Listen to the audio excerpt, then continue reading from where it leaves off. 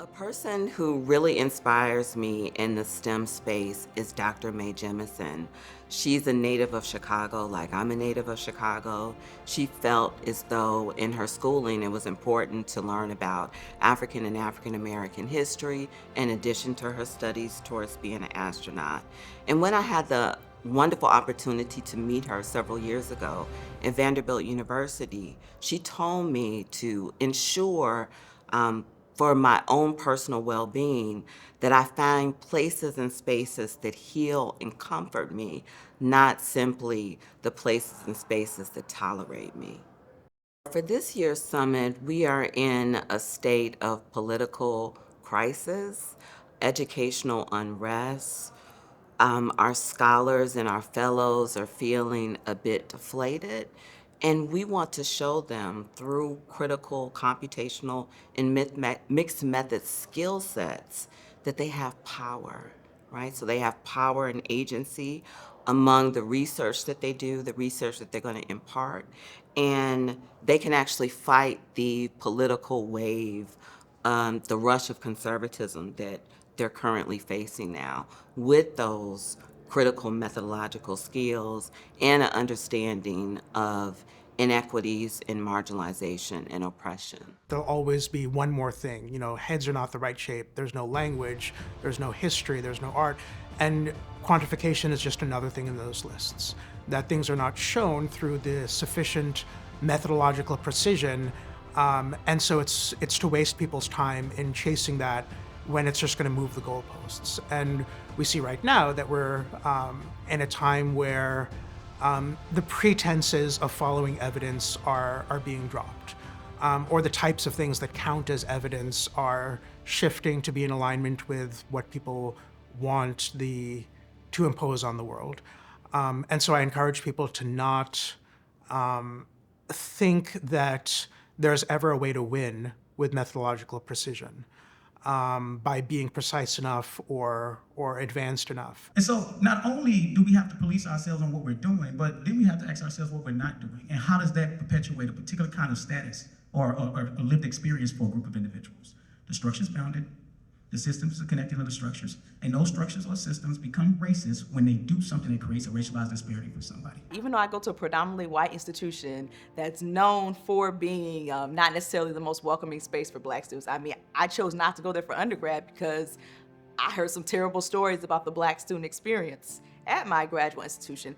And I know somebody who went for a PhD program and didn't have a community, didn't have that many Black students in there, and she didn't finish. And she told me the only other Black woman in that program also dropped out, right? And so it's having that community really is what drives you, because if I didn't have my community of people who get it, right? Like when we say we gotta do something to make sure these Black children are successful, they just get it. We work on it. I have so many collaborations because it's like we have the same goal. And even though we might not have the same research agenda, I support you. I will help you. We will work this out, have our writing groups together, collaborate together. And when I get that message from the people who I mentor saying, I can't tell you how much I appreciate what you've done for me. I don't know if I would have made it in the program if when I had a problem, I called you and you weren't like, okay, this is what we're gonna do. Here's our plan. We're gonna make this work. I paint this picture to say that when you have a question that you're trying to answer, there are oftentimes multiple ways that you need to try to answer that question. And when I was an early career scholar, finishing up my PhD at Indiana, going to Berkeley to do my postdoc with RWJF, I wanted to get as much methods training like this as possible because I wanted to be able to answer any question that I wanted to answer. Because if not, then I'm limited by the data that somebody else has collected. Or I'm limited by my own skill set to actually examine those data.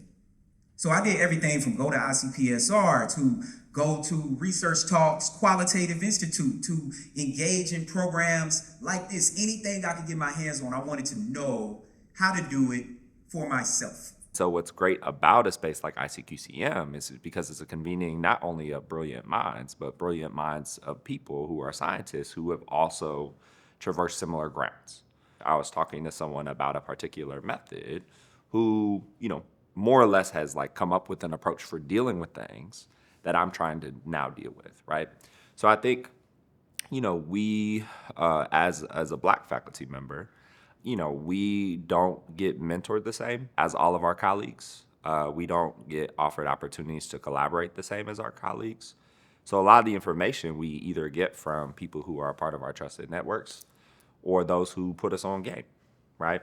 And so I think what's great about a space like this is, it pulls together people who are supportive, who, want to mentor, who want to pour into those who are coming up behind them, which also then, leads me to also want to reciprocate because I know what it's like to be in those situations. Challenges that I've experienced are, one, just a lack of representation. I think that's one of the biggest ones, and that's one that's very present. The second that I have experienced is lack of opportunities. So this space does provide opportunities to not only be seen, but to collaborate with individuals who are very open in sharing their experiences and supporting you on your own journey. Academia mirrors what we face in real life every day. It's just more concentrated and intense because it's already a really hierarchical. And when the foundation of something is hierarchy, then the racism just becomes part of it. And if you are a Black and brown presenting person, and I think one of the other intersectional identities would be, if you're a woman and brown, then that comes with a lot of loaded assumptions and also pressure. Because I see a lot of my students who look up to me, and I know that I am a role model and mentor. And there's so few of us that I acknowledge my own privilege as well, and that number one, you have to deal with pressure, and number two, it's a great responsibility to be in this position because you are,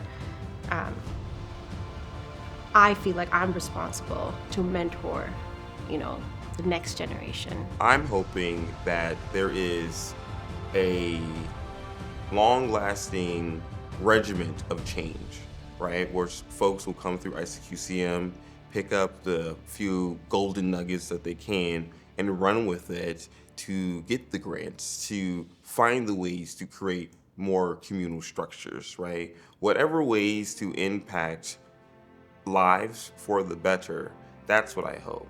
So how one of the ways in which we are looking at Afrofuturism, it's also looking back to the past to understand the future. So on our website, 400 Years, we have a project where we go all the way back to the 1600s and look at the contributions, the undertold and untold contributions of Black folks during that time. We were not just enslaved. We were inventors, we were welders, we were STEMers, we were scientists. We had vaccinations, immunizations. We laid the foundation for the medical fields. So there is so much that we've done that has been undertold, and 400 Years is a way to excavate and honor and celebrate those contributions. Someone in the past or present in the world of STEM that influences me. Cosmo Shalizi, Reggie Fils-Aimé. Rebecca Cruz. Norman Perry. Dr. Arthur Bond. Chandra Ford, she's at UCLA. Professor Lin Chow, who's an evolutionary biologist at UC San Diego. I want to be able to have Icqcm be this exclusive but inclusive organization where folks are just like, oh, you did Icqcm? Wow, that means you must be really like, exactly, and that's what I want.